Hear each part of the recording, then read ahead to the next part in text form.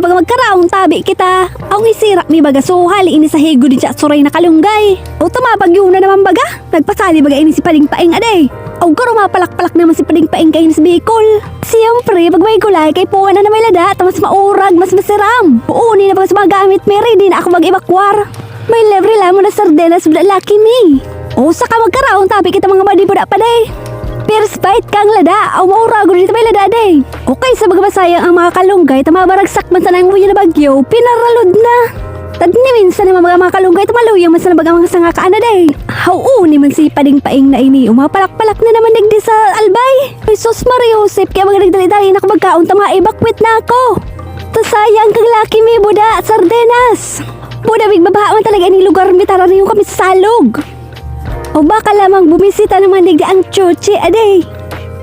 O malaso ng barangay wika ito barangay Kubo. Por pamipigbaha aday lamang kami natapuyasan kang Chuchi. O anong mandawaan? O mabaha na naman nagtanong-tanong pa marong pa ko duman sa may salog. Ay sus, ano din man sana ito. O matanong na sana kung iba.